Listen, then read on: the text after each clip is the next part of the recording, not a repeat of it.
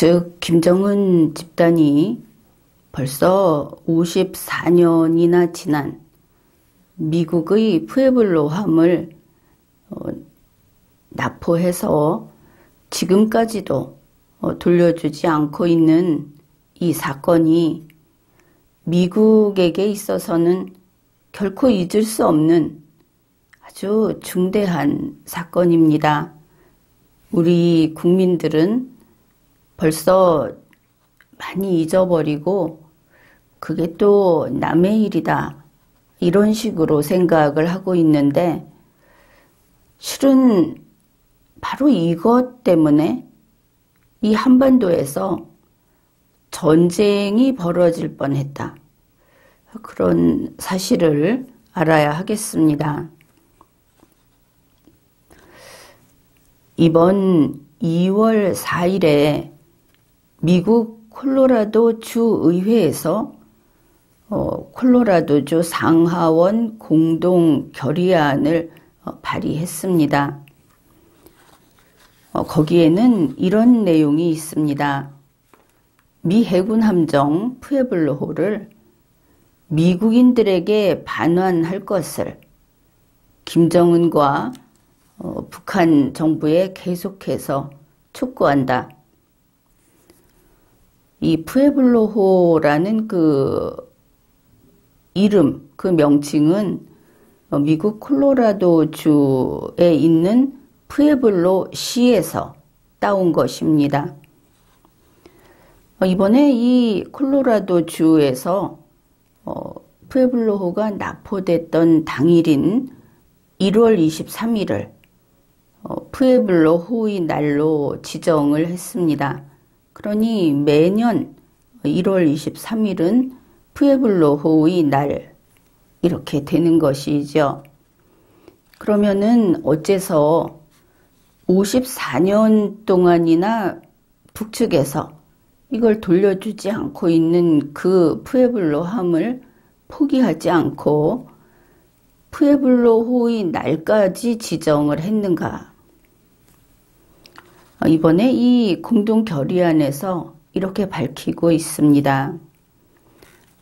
콜로라도 시민들은 54년 전 미 해군 함정 푸에블로호에 생긴 일을 알아야 한다. 잊지 않겠다는 의지를 우리가 확인할 수 있는 것입니다. 이번에 이 결의안은 푸에블로호 납포된 지 54주년을 맞아서 그 당시 승조원들의 희생을 기리기 위해서 발의됐고, 여기에는 민주당, 공화당 할 것 없이 상원의 경우에는 민주당 리로이 가르시아 의원, 공화당 클리브 심슨 의원이, 또 하원의 경우에는 민주당 데이냐 에스가르 의원이, 공화당 스테파니 럭 의원이 대표 발의를 했습니다. 결의안에는 간략하게 이런 내용도 들어있다 하는데, 푸에블로호가 국제법상 공해상에서 정보 수집 활동을 벌이고 있었는데 북한이 이 배를 납포했다. 그래서 현재 평양에서 그들의 전리품으로 선전 도구로 이용되고 있다. 그런데 이 콜로라도 주의회는 거의 지금까지 매년 북한의 푸에블로호 반환을 촉구하는 결의안을 발의하고 채택하고 이렇게 해왔다고 합니다. 그런가 하면 미국 워싱턴 DC 연방법원에서는 지난해 2021년 초에 북한 정권을 상대로 소송을 제기한 푸에블로호 승조원과 가족들에게 약 23억 달러를 배상하도록 판결을 했습니다. 이 뉴스를 보면서 우선 콜로라도주가 어디에 있는가? 콜로라도 주의 푸에블로시라는 이름을 푸에블로호에 붙였으니까 이게 항구 도시를 가지고 있는가? 이렇게 생각을 해 봤습니다. 그래서 그걸 지도를 찾아보면 구글 맵을 이렇게 찾아보니까 바닷가가 아닌 겁니다. 그것도 완전 내륙이다. 미국의 중서부이기는 한데 미국 지도를 보게 되면 거의 한복판에 있는 바다를 끼고 있지 않은 주인 것을 알 수 있습니다. 미국의 주는 대부분 보기가 그 선이 알아보기 쉽게 거의 직선처럼 이런 걸로 쭉쭉 나뉘어 있죠. 이 콜로라도주 위쪽에는 와이오밍주가, 아래쪽에는 뉴멕시코주가 있고, 왼쪽에는 유타주, 오른쪽에는 캔자스주가 있는 그 거의 중앙 부분에 있는 주가 콜로라도입니다. 여기는 건조한 사막 지역이고, 알고 보니까 1년에 6개월 정도가 눈이 내리는 지역이라고 합니다. 그렇다고 해도 아주 극도로 추운 그런 곳은 아니라고 하죠. 이제 위치를 확인해 봤는데 그렇다면 콜로라도호는 왜 푸에블로호는 왜 콜로라도 주의 푸에블로시의 이름을 땄을까? 여러분 가운데 아는 분들이 있으면은 댓글로 알려주시면은 고맙겠습니다. 우리 모두 알 수 있게. 막연히 생각을 할 때 혹시 처음 이 배를 만들 때 푸에블로시에서 기금을 좀 내놨던 것인가? 뭐 그렇게 추측도 해보았습니다. 푸에블로라는 뜻을 찾아보니까 이게 그 푸에블로족이라고 하는 인디언 부족 이름에서 유래했다고 하죠. 그런데 이게 원래 스페인어에서 온 것이고 뭐 직접 관계는 없지만 그 스페인어의 뜻은 우리 동네, 우리 마을 뭐 이 정도 뜻이라고 합니다. 이 푸에블로함 나포 사건, 북측 그 김일성 집단이 되겠죠. 지금 김정은 집단. 그들이 이런 극악한 짓을 저질렀다. 그런데 이 사건 때문에 한반도에서 전쟁이 날 뻔했다 하고 이야기를 했죠. 중앙일보가 보도한 내용, 그것을 가지고 이야기를 해보기로 하겠습니다. 이 푸에블로함 납포 사건은 1968년 1월 23일에 발생했고, 그때가 언제였느냐 하면은 바로 그 이틀 전에 김신조 사건이라고 하는 무장공비가 청와대를 습격한 그런 사건이 나고 이틀 만에 미국 배를 납치를 한 겁니다.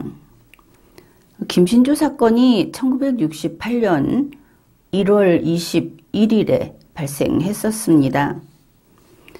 그러면은 트럼프 대통령 때도 그렇고 부시 대통령, 지금 바이든 대통령 때도 그런데 이건 미국에게 있어서는 반드시 풀고 가야 하고 여기에 대한 응징을 해야 하는 그런 중대한 사건입니다.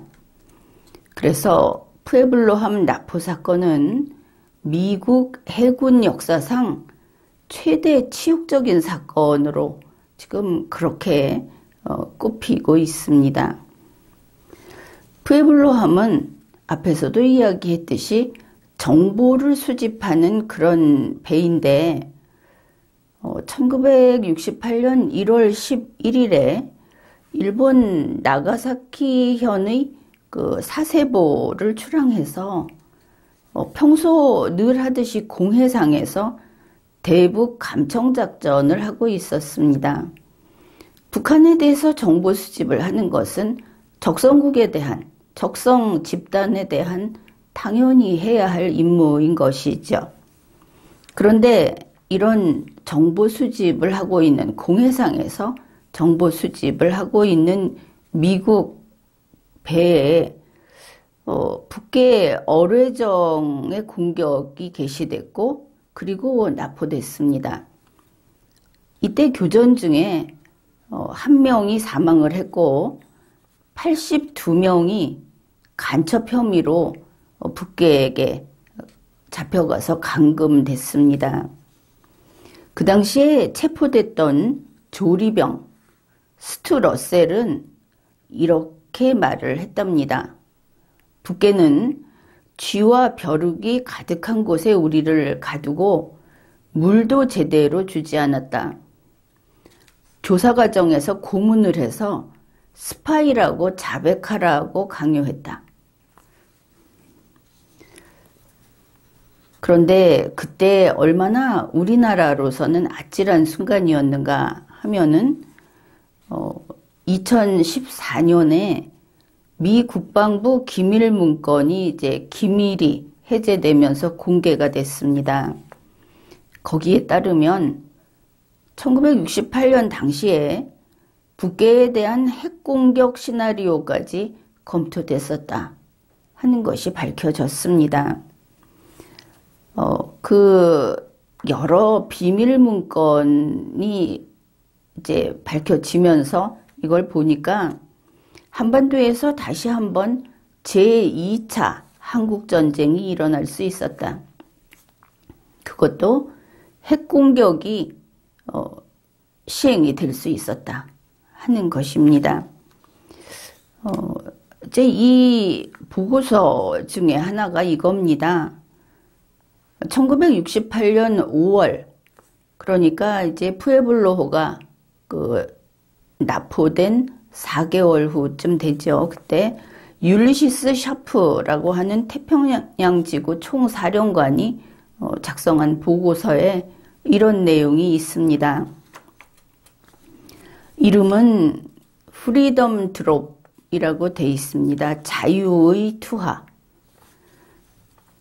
그러면서 최대 70KT, 1KT는 TNT 1000톤의 폭발력을 가지고 있다고 합니다. 이런 70KT 폭발력을 가진 핵폭탄을 B-52 폭격기를 이용해서 북측에 투하한다.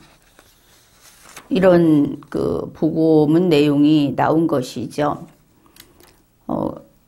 이것은 2차 세계대전 말 미군이 일본 나가사키에 투하했던 핵폭탄의 3배가 넘는 파괴력을 지닌 것이다.